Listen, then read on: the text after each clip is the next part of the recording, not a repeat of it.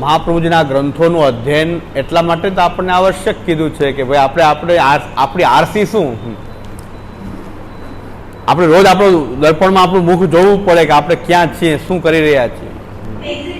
હા, મહાપ્રભુજીના ગ્રંથો વાંચશું, સત્સંગ એના માટે તો છે કે રોજ આપણે ચેક કરીએ કે આપણે શું થઈ રહ્યું છે. એટલે જ મેં અહીંથી પહેલાંથી પાણી પીલાની પાળ કરી દીધી કે ભાઈ આખું ગ્રંથ કર્યા પછી ક્યાંક ભક્તિ વૃદ્ધિને બદલે ક્યાંક કોરા જ્ઞાની ન બની જઈએ. એ બહુ ભયસ્થાન તો છે. એ ભયસ્થાનને ધ્યાનમાં રાખીને જ હું આ ગાડી અટકાવીને બેઠો છું. બાકી ભગવત ભજન સિદ્ધાર્થ જે છે કોઈનું ધ્યાન બહુ જતું નથી, પણ આપણા બધા પ્રયત્નો ભક્તિની દિશામાં હોય છે. આપણો ભક્તિ માર્ગ છે એ ભૂલવું ન જોઈએ. આ માર્ગ ભક્તિ છે, ભક્તિ માર્ગ છે. અને કોઈને સતત એમ થતું હોય, ભક્તિ ગૌણ લાગતી હોય અને જ્ઞાન માટેની વાસના વધતી જતી હોય તો કદાચ એ જ્ઞાન માર્ગનો અધિકારી હોઈ શકે. તો એને ભક્તિ માર્ગ ને હોઈ શકે. આ તો કહું છું, શક્યતા તમે છો એમ નહીં, શક્યતા તો બધી જ છે કે જ્ઞાન માર્ગનો અધિકારી હોય તો વધારે એને જ્ઞાન વધારે રૂચવા માંડે તો જ્ઞાન માર્ગનો અધિકારી હોઈ શકે. અને ઘણા લોકો પુષ્ટિ માર્ગમાં આવીને ભક્તિ કરતાં કરતાં પણ બીજા માર્ગોનું ચયન કરીને અલગ માર્ગમાં નીકળી જતા હોય. તો આપણે ત્યારે માનવું પડે કે એમનો અધિકાર એ પ્રકારનો હશે. હા,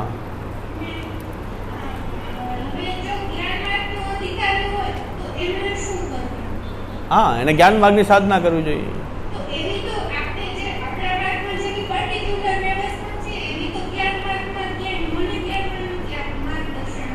નહીં, જ્ઞાન માર્ગની વ્યવસ્થા આપણી વ્યવસ્થા ત્યાં શું કામ ચલાવવી જ જોઈએ? જ્યાં જ્ઞાન માર્ગનું જે માર્ગ જે પ્રકારેનો છે એ પ્રકારે એની સાધના કરવી જોઈએ. ભગવાને એની માટે તો જ્ઞાન ગીતાજીમાં આપ્યા છે. બધા યોગ અલગ અલગ શું કામ આપ્યા છે? અધિકારી ભેદથી તો છે.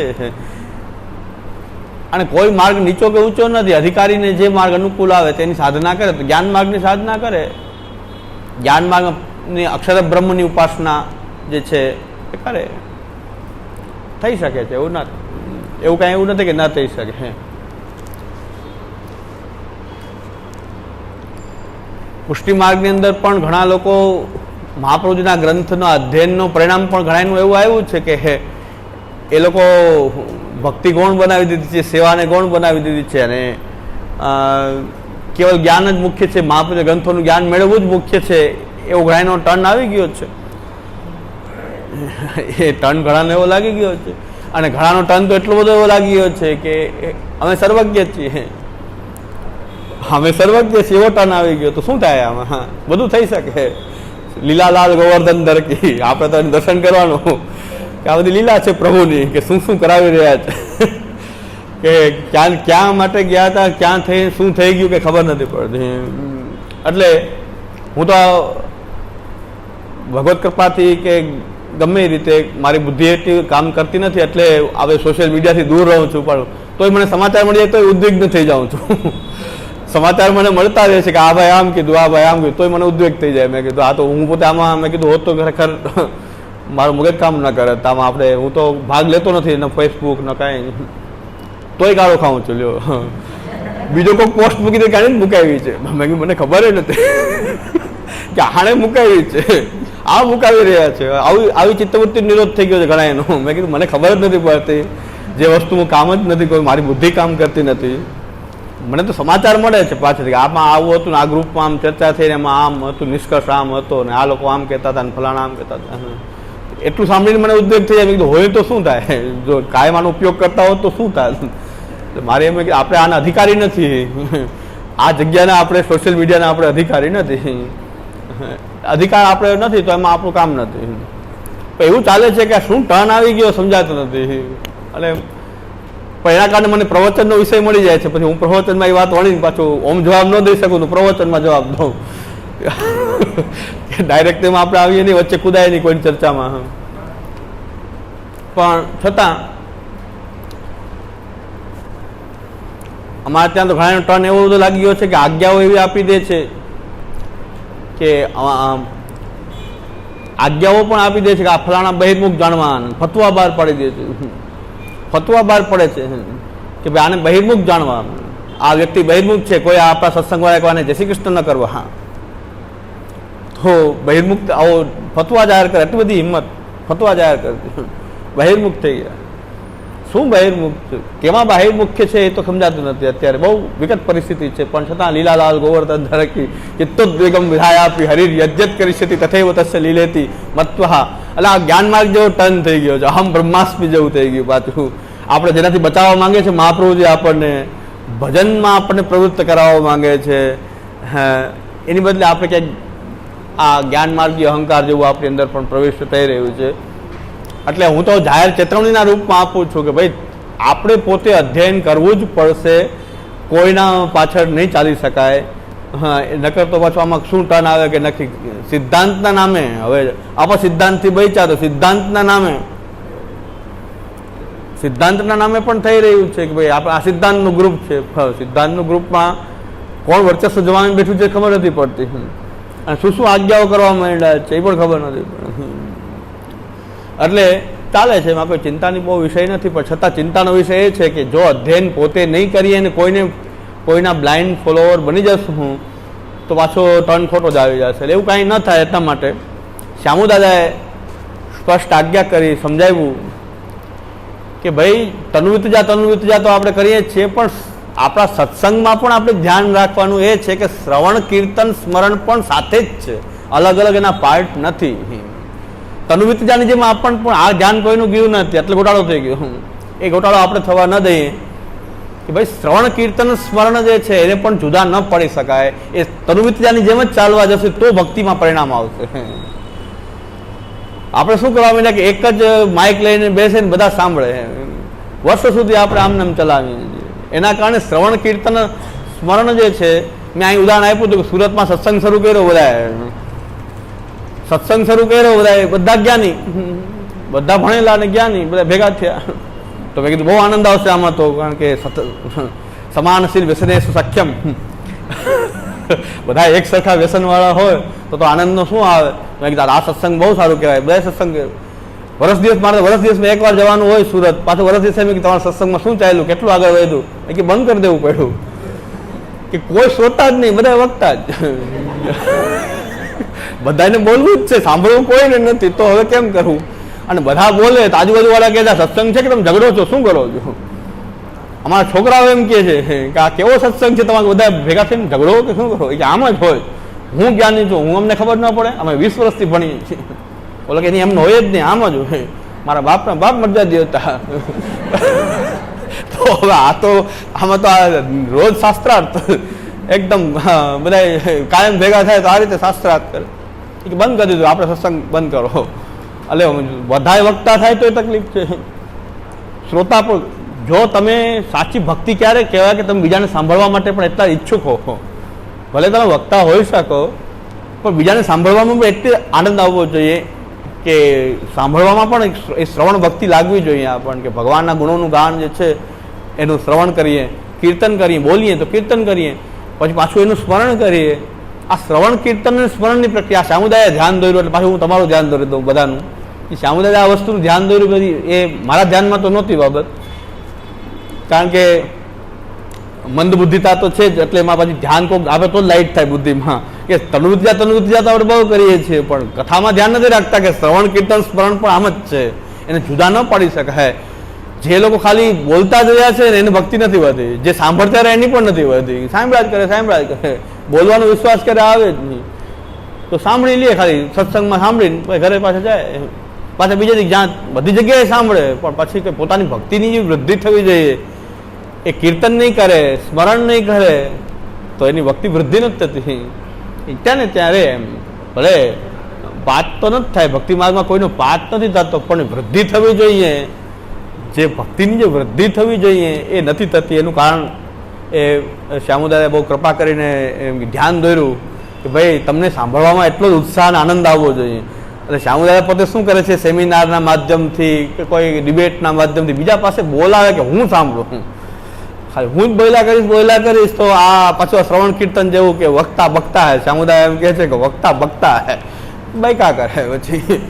એટલે શ્યામુદાય કોરા વક્તા ન બનવું, કોરા શ્રોતા ન બનવું જોઈએ, પણ આપણે શ્રવણ કીર્તન સ્મરણ બધાએ કરવું જોઈએ. એટલે કે કીર્તન પણ કરવું જોઈએ, અને કોઈ કીર્તન કરી રહ્યું છે તો આપણે સાંભળવામાં પણ એટલા ઈચ્છુક હોવા જોઈએ કે આપણે એને સાંભળીએ, એ શું કહે છે એ રજૂઆત કરે તો આપણે આનંદપૂર્વક સાંભળીએ.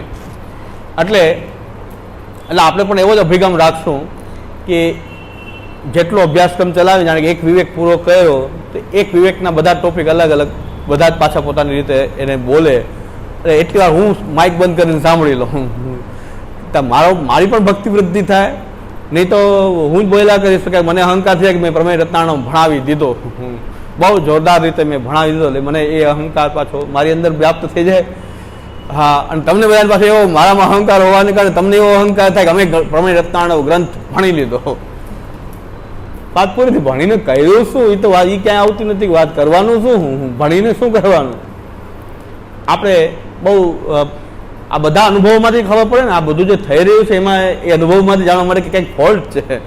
આટલા વર્ષો સુધી ચાલવા છતાં, ગ્રંથ અધ્યયન થવા છતાં પણ પરિણામ આવે છે કંઈક વિચિત્ર પરિણામ આવે છે, શોકિંગ આવે છે, એકદમ શોકિંગ ન્યૂઝ આવે છે.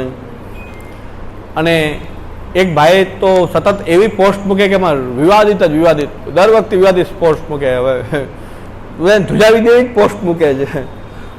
એટલે એવો બોલવાનો શોખ જાગ્યો છે બધાને કે વાંચ્યા વગર, સમજ્યા વગર, ભણ્યા વગર, સાંભળ્યા વગર બોલવું ખતરનાક છે. એટલે સ્વાધ્યાય પ્રવચનાભ્યામ ન પ્રમદિતવ્યમ. સ્વાધ્યાય કરો ને પછી બોલો. સ્વાધ્યાય વગર બોલવા આવી જવું સીધા, જે આવે એ મનમાં બોલવું, એનાથી બહુ એમનો હેતુ ખરાબ નહીં હોય પણ છતાં એ બોલે છે ત્યારે ખબર પડી જાય છે કે સ્વાધ્યાય વગર બોલી રહ્યા છે. સ્વાધ્યાય પ્રવચનાભ્યામ. વેદ એમ કે છે પેલા સ્વાધ્યાય કરો, ખૂબ વાંચો, ખૂબ અધ્યયન કરો, ગુરુ પાસેથી કંઈક શ્રવણ કરો અને પછી કંઈક પ્રવચન કરાય. એમને પ્રવચન કરવા આવી જવું, અધ્યયન કર્યા વગર બોલે ત્યાં જ ખબર પડે કે કાંઈ અધ્યયન નથી, છતાં પ્રવચન કરે છે. અને બીજા લોકો એમ માને કે ખરેખર તમે તો ઘણે બહુ મહાન, તમે તો અનુભવી જ્ઞાની છો. બીજાને એવું લાગવા માંડે. આ કંઈક બધાને મોહ પ્રવર્તન થઈ જાય છે આમ. એટલે હમણાં વિવાદિત પોસ્ટ એ આવી પાછી કે બાળકો પ્રવચન કરે, મહાપ્રભુજીની વાણી બોલે અને જો 3 સ્પર્શ દઈને ભેટ લઈ લે તો મહાપ્રભુજીની વાણીનો વિક્રય થઈ ગયો. મેં કીધું હવે એક જ ઉપાય તો બાકી રહ્યો છે કે કમાવાનો, અમારી માટે આજીવિકા સંપાદનનો, કે બાળકો ગુરુ તરીકે ચરણસ્પર્શ આપીને લે તો એ તમે બંધ કરશો તો અમારે કરવાનું શું? તમે થોડુંક તો દયા રાખો. અરે ભાઈ, અમે તો એમ પ્રોત્સાહિત કરીએ છીએ કે પ્રવચન કરીને લે ભેટ. એમને એમ ન લઈ શકાય અમારાથી ભેટ. પેલા પ્રવચન અમારે કરવું જોઈએ, ભણાવવું જોઈએ, અને પછી અયાચિત કોઈ આ પુરુષોત્તમજી આપી છે વૃત્તિ કે બાળકોએ પણ કંઈક તો ગુરુએનો નિર્વાહ કરવા માટે શું કરવું. સ્વવૃત્તિવાદ વાંચ્યો નથી પુરુષોત્તમજીનો. શ્રી પુરુષોત્તમજી અમને આટલી મર્યાદામાં રહીને કમાવાનું કીધું છે કે આજીવિકા સંપાદન, કમાવવું એટલે આજીવિકા સંપાદન કરવું. જીવિકા તો છે ને, જીવન છે તો પછી જીવિકા તો ચલાવવી જ પડશે. ઠાકોરજીના નામનો નહીં, ઠાકોરજીની કથાનો વિક્રય ન કરવો જોઈએ, ભગવત સેવાનો વિક્રય ન કરવો જોઈએ. આ તો એક સ્વસ્થ પરંપરા છે કે ગોસ્વામી બાલક અધ્યયન અધ્યાપન કરાવે ને અયાચિત કોઈ શિષ્યને ચરણસ્પર્શ કરીને ભેટ કરે તો એને લેવી અને એમાંથી પોતાનો નિર્વાહ કરવો. આ તો એક સ્પષ્ટ વાત છે. એમાં પણ વાંધો લીધો. એ તો મહાપ્રભુજીની વાણીનો વિક્રય થઈ ગયો. મહાપ્રભુજીની વાણીનો વિક્રય થઈ ગયો. એ પણ ના કરી શકાય. તો બીજા લોકો કહેવાય ને ઓહો તમે ખરેખર ગજબ ધ્યાન દોર્યું અમારું. આ પાછું ઉદાહરણ મને મૂક્યો, ઉદાહરણ કારણ વિના એ કે ક્યાંય પણ પ્રવચન રહે છે આપ કઈ ચરણસ્પર્શ આપતા નથી. હવે ન આપવાનું કારણ એ છે, અને ન ચરણસ્પર્શ આપવાનું કારણ એ છે કે આનો ક્યારેક કોઈ એવો ઉપયોગ કોઈ એમ ન કહે કે આના માટે કરે છે, હા પાણી પેલાની પાળ બાંધી, કોઈ એમ ન કહે કે પૈસા કમાવા માટે આ ક્લાસ કરે છે કે પ્રવચન કરે છે. એટલે બાકી કોઈ ચરણસ્પર્શ આપીને કોઈ ઘરે એ જગ્યાએ નહીં તો પણ ક્યાંક ચરણસ્પર્શ આપીને ભેટ તો લઈએ જ છે. એમાં એવું કંઈ ત્યાગી એવા નથી લેતા કંઈ. એમને એમ કંઈ ઉપરથી એક બાળકે તો એટલે કીધું કે પહેલાં ખૂબ કમાઈ લીધું પછી સિદ્ધાંતમાં આવ્યા. એક જણાએ એમ કીધું બાળકે કે પહેલાં ખૂબ કમાઈ લીધું પછી સિદ્ધાંતમાં આવ્યા. કાંઈ વાંધો નહીં ભાઈ, તમે બધાએ ખૂબ કમાઈ લીધું, તમે આવી જાઓ. તો એ સારી વાત છે. દેરાએ દુરસ્તાએ ચલો કમાવી લીધું, કોણે કમાવાનું છોડીને તમે બધાએ કમાઈ લીધું છે, આવી જાઓ બધા. તો આમાં બધા જ માર્ગના ગ્રંથો ભણાવવા માંડો. કમાઈ તો બધાએ લીધું જ છે, મેં એકલાએ થોડું કમાઈ લીધું છે. સાચી વાત છે, ભગવાન આપી રહ્યા છે, ચાલે છે, એમાં કોઈ ચિંતાની વાત નથી. પણ આ જે વિવાદિત પોસ્ટમાં એમ કીધું કે જો મહાપ્રભુજીના ગ્રંથો ભણાવીને બાલક દ્રવ્ય લે તો એ મહાપ્રભુજીની વાણીનો વિક્રય થઈ જાય, એ પણ વિક્રય છે. નહીં, આ પુરુષોત્તમજીનો જરાક કે સ્વવૃત્તિ કેવી રીતે સંપાદન કરવી, ત્યાં બ્રાહ્મણ માટે પણ અધ્યાપન કરાવીને એ વૃત્તિ લે જ બ્રાહ્મણ, અયાચિત લેવું જોઈએ. નક્કી ના કરાય કે મારા ક્લાસના 500, એક લેક્ચરના 500. અયાચિત શિષ્યને ભણાવે અને શિષ્ય અયાચિત રૂપે કોઈ દ્રવ્ય ધરે છે તો એમાં વિક્રય મહાપ્રભુજીની વાણીનો વિક્રય નથી. પૈસા ઠેરવીને તો જ ભણાવું, આટલા પૈસા આપો તો ભણાવું, તો વિક્રય કહેવાય, ભાવતાલ કરીને. અને હેતુ ન હોવો જોઈએ, એ વાત એમની સાચી છે કે હેતુ ન હોવો જોઈએ કે પૈસા મળશે એટલે હું ક્લાસ કરું, એટલે હું ભણાવું કે મને દ્રવ્ય મળશે, એવો હેતુ ન હોવો જોઈએ. એ તો સારી વાત છે, તો મનનો એનો હેતુ છે કે નહીં તો વ્યક્તિ જાણી શકે, પણ કોઈ ચરણસ્પર્શ આપી દે તો વિક્રય થઈ જાય છે એ વાત ખોટી છે. હું સંમત નથી થતો, કારણ કે બાળકો હકીકતમાં તો અમે પ્રોત્સાહિત એમ કરીએ છીએ કે ભાઈ તમે આ બધા બીજા ફંદ છોડી ઠાકોરજીના નામે કમાવાનું, 56 ભોગના નામે કમાવાનું, ભાગવત સપ્તાહ નામે કમાવાનું છોડી મહાપ્રભુજીના ગ્રંથો ભણાવો. અને જે આપને ચરણ ભેટના રૂપમાં કોઈ ધરે, બાળકોને ચરણમાં ભેટ દાન લેવાનું આ બધું છોડો અને ચરણમાં તે કોઈ ભેટ કરે એનાથી તમારો નિર્વાહ કરવો જોઈએ. આ એક સ્વસ્થ આપણી પરંપરા છે, એમાં કંઈ છુપાવવાની વાત નથી કે ભાઈ કે અમને દ્રવ્યની જરૂર નથી પડતી, એવું નથી. પણ એક ઉપાય કંઈક છે એને પણ તમે ક્લોઝ કર્યો છો, વાંચ્યા વગર સમજ્યા વગર તમે ફતવા બહાર પાડો છો કે એ જરાક વધારે પડતું થઈ જાય દર વખતે. એટલે હું એને સ્પષ્ટતા કરી દઉં કે આ વાત તો પહોંચી તો જાય કમસે કમ એને, કારણ કે મારા પ્રવચનભાઈ સાંભળે છે એટલે આ વાત પહોંચી તો જાય કે ભાઈ આટલો સુધારો કરો, કાંઈક દયા રાખો, હા કંઈક દયાનો ભાવ રાખો. પછી સાવ ટોપ દાગીને ગોસ્વામી બાળકોને સામે આ એટલો બધો દ્વેષનો ભાવ કે આવ્યા નથી ગોળી ઉડાવી જ દે, આટલો દ્વેષ પણ ન રાખવું જોઈએ. પણ જો આ ઠાકોરજી નામે કમાવાનું, હવેલી નામે કમાવાનું, ભાગવત સપ્તાહ નામે કમાવાનું છોડીને કોઈ અધ્યયન અધ્યાપનના માર્ગ ઉપર ગોસ્વામી બાળકો આવે અને ચરણ ભેટના રૂપમાં અધ્યયન અધ્યાપન કરાવી દે, કોઈ ચરણ ભેટના રૂપમાં સ્વીકારતા તો એક સ્વસ્થ પરંપરા થઈ જાય. પાછો માર્ગની એક ખરાબ પરંપરા દૂર થઈ સારી પરંપરાનું સ્થાપન થાય. એમાંય તમે એમ કહો છો કે હવે તો મહાપ્રભુજીના નામનો વિક્રય થઈ જશે, વાણીનો વિક્રય થઈ જશે. નહીં, ત્યાં ભગવદ લીલાની કથા ન કહેવી જોઈએ, પણ સિદ્ધાંતના ઉપદેશના ગ્રંથ, કર્તવ્ય તત્વ એનો ઉપદેશ કરી અયાચિત દ્રવ્ય ચરણમાં કોઈ ધરે તો લેવું જોઈએ અને એનાથી પોતાનો નિર્વાહ કરવો જોઈએ. આ ગુરુની વૃત્તિ પુરુષોત્તમજી આટલી છૂટ આપેલી છે. શાસ્ત્રમાં બ્રાહ્મણને આ રીતે છૂટ આપી છે, અધ્યયન અધ્યાપન, યજન જાજન, દાન, પ્રતિગ્રહ, એ રીતે એમાં 3 એનું કર્તવ્ય છે, 3 એની વૃત્તિ છે. તો બધાની માટે શાસ્ત્રે વ્યવસ્થા કરી છે કે આજીવિકા દરેકે કેવી રીતે સંપાદિત કરવી. પણ તમે પાછા એ ભાઈ પોતે જ બોલે છે કે હું સંસ્કૃતનો તો ઢ છું, તો પછી તો શું થાય? તો પ્રવચન તો કરો છો, સંસ્કૃતના ઢ છો, તો પ્રવચન શું કામ કરો છો? તો કાંઈક જાણી લ્યો, કમસે કમ કન્ફર્મ કરી લ્યો કોઈની પાસે કે આ વાત બરાબર છે કે નહીં. મને પણ કોઈ નિર્ણય આપતા પહેલાં હું પણ ડરતો હોઉં છું, બહુ ડરું. મોટાઓ પાસેથી કન્ફર્મ કરાવ્યું કે કોઈ નિર્ણય નો બહાર પાડ્યો હું કે આ નિર્ણય છે. મોટાઓ બિરાજે છે, છત્રછાયા છે, તો એમને પૂછ્યા કોઈ નિર્ણય આપી દેવો જોઈએ. એની કાં ગ્રંથની અંદર હોય, ગ્રંથની વાત તાત્કાલિક કહેવામાં કોઈ વાત નથી, પણ આપણી મેળે કોઈ નિર્ણય આપવો છે તો બહુ વિચાર કરીને આપવો જોઈએ.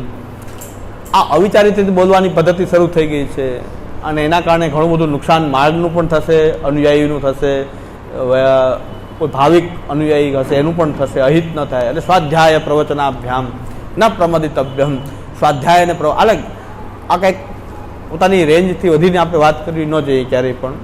એટલે ભગવત ભજનની સિદ્ધિ થાય એટલા માટે બધા ઉપાય હોવા જોઈએ. એમાં રસિયાનો પ્રશ્ન છે કે રસિયાને કીર્તન વગેરે પણ હોય ને ત્યાં ગોસ્વામી બાળકો પધારે પછી ભેટ થાય તો એ પણ ભગવાન નામનો વિક્રય થઈ ગયો. રસિયા વગેરે કીર્તન વગેરે થઈ જાય અને કોઈની ઘરે બાળકો ગોસ્વામી બાળકો પધાર્યા નથી, વેસ્ટર્ન ચરણસ્પર્શ કર્યા વગર ચાલે નહીં. તો અને એ સમયે કોઈ ભેટ કરી દે તો મને એમાં કંઈ વાંધાજનક લાગતું નથી. છતાં પણ હું આને કન્ફર્મ કરીને આ વિષયમાં હજી થોડું સંદિગ્ધ છે, પણ છતાં મને આનો પણ કોઈ ત્યાં બેસીને સ્ટેજ પર જાહેરમાં ચરણસ્પર્શ આપવા એ ન કરવું અને કીર્તન વગેરે કાર્યક્રમ થઈ જાય, કીર્તનમાં ભેટ બોલાવવી એ ન લેવી જોઈએ, એ વાત બરાબર છે. પણ ચરણસ્પર્શ કરીને ક્યારેય કોઈ વૈષ્ણવ ભેટ ધરે તો એમાં ભગવાન નામ વિક્રયનો કોઈ દોષ લાગી જાય એવું મને લાગતું નથી. હા, સિદ્ધાંત પર સિદ્ધાંત તો છે. આવું બધું આપવામાં આવ્યું છે. હવે એના વિશે આવું ચાલ્યા કરે છે, બધા પોતાના નિર્ણય આપતા હોય છે. હા,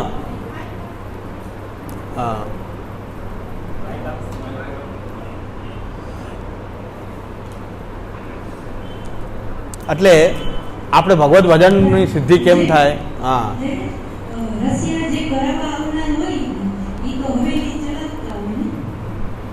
ના એવું કઈ નથી.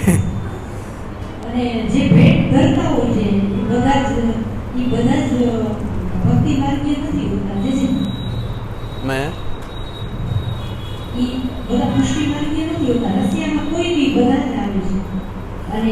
એક વાત એ છે, મેં ગયા વખતે ચર્ચા કરી દીધી છે આ વિષયની, કે આપણે ભગવદ લીલા નો હેતુ ભક્તિ વૃદ્ધિ, કે આપણી ભગવદ લીલાનું ગાન કરવું. હવે આ રશિયાની પદ્ધતિ પણ એવી થઈ ગઈ છે કે સ્ટેજ કરવા અને મોટા મોટા કાર્યક્રમો કરવા, વાડીઓ રાખવી, એ પ્રકારથી જો આયોજન કરશું તો ત્યાં બધા આવી જવાનો સંભવ છે.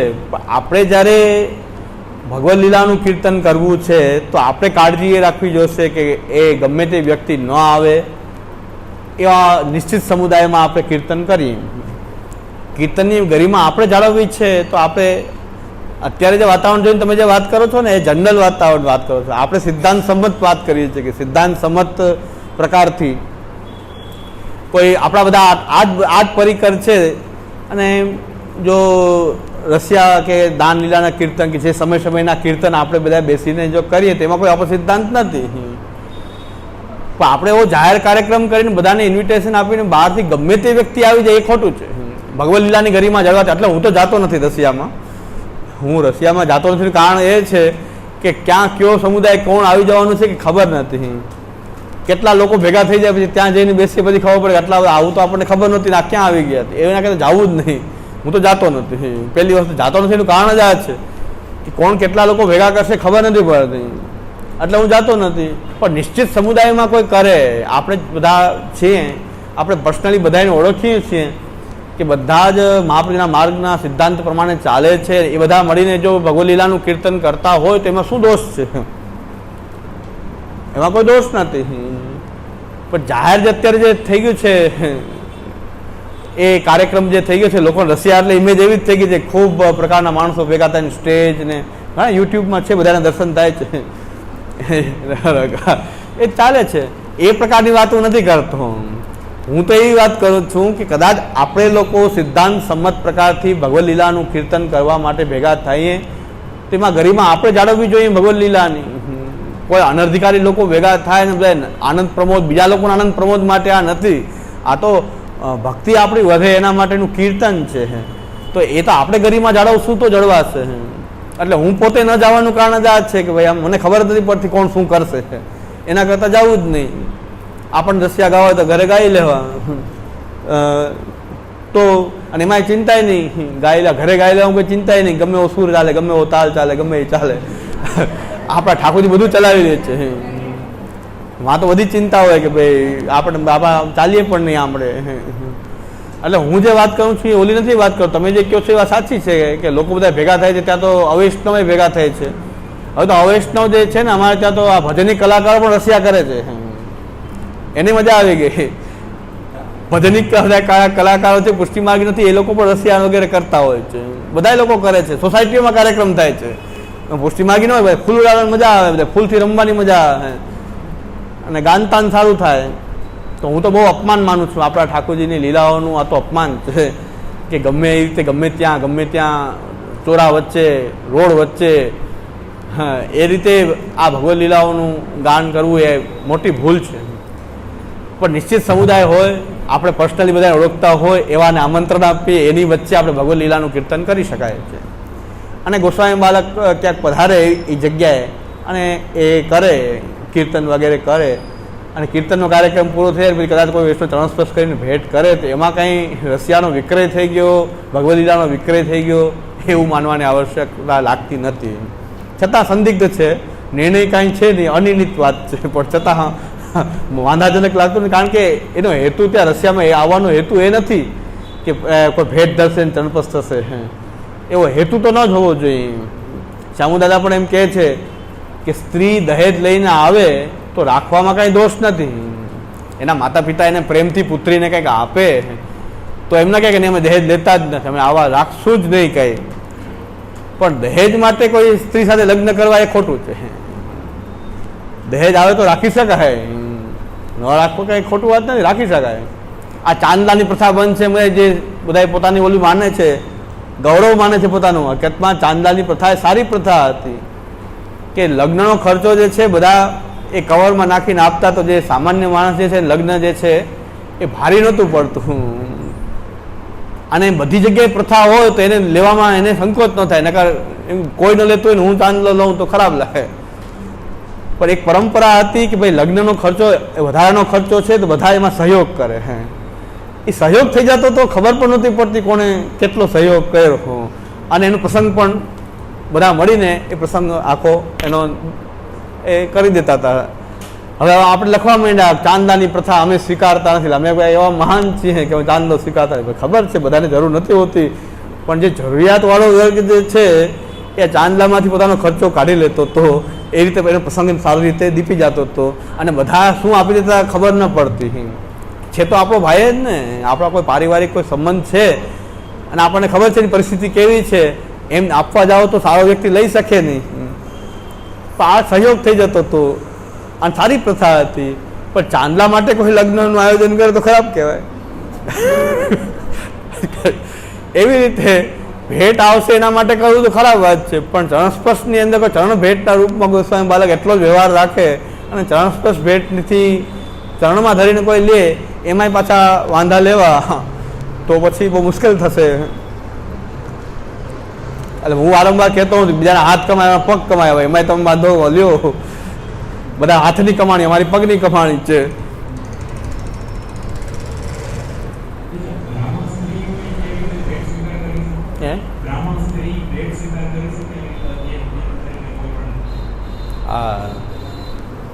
એના માટે જો એનો પતિ ન હોય તો એ આચાર્ય પદ પણ સ્ત્રી જે છે એ બિરાજતા હોય છે. ગુરુપદે બિરાજી શકે છે, બ્રહ્મ સંબંધ દીક્ષા પણ આપી શકે, અધ્યયન ધ્યાન પણ કરાવી શકે છે. આચાર્ય પત્ની જે છે એ એમના પતિ હયાત ન હોય ત્યારે એમને અધિકાર છે, શાસ્ત્રમાં પણ છે, શાસ્ત્ર સંમત છે બધા. તદભાવે તત્પત્ની તત્પુત્ર, તદભાવે તત્પત્ની. આ પુરુષોત્તમજી પણ બતાવ્યું છે કે ભાઈ પિતાના અવસાન જો પુત્ર હોય તો એ પુત્ર ગુરુપદે જ છે, તો પુત્ર ન હોય તો પત્ની પણ ગુરુપત્ની પણ એ ગુરુ સ્થાનમાં હોય છે, હોઈ શકે. એટલે આપણે ભગવત ભજનની સિદ્ધિ કેમ થાય એ ઉપાય એટલા માટે અપનાવ્યો છે આપણે કે ભગવત ભજન સિદ્ધ્યર્થ. આપણા દરેક પ્રયત્ન, બધું વસ્તુ પ્રયત્ન કરી શકાય છે, પણ દિશા એક જ છે, ધ્યેય એક જ છે, ભગવત ભજન થાય, ભક્તિ વૃદ્ધિ થાય, ભગવત પ્રેમ. એટલે ભક્તિનું સ્વરૂપ આપણે જોયું. ફરી પાછું આપણે જોઈ લઈએ ક્યાં પહોંચ્યા તમને ખબર નથી. આપણે સર્કલ કરીને કે ભાઈ કઈ રીતે આપણું આખું આ સાધના પ્રણાલી છે, એમાં આપણે ભગવત સ્વરૂપનું બાહ્ય ભજન, આંતરભજન અને નામ ભજન, 3 પ્રકારથી ભક્તિ માર્ગ શ્રી મહાપ્રભુજીએ આપણને કીધું છે કે ભાઈ ભગવત સ્વરૂપનું એક તો બાહ્ય ભજન જે તનુવિતજા સેવા વગેરે, આંતરભજન અનોસરમાં સ્મરણ અને માનસી સા પરામતા આંતરભજન,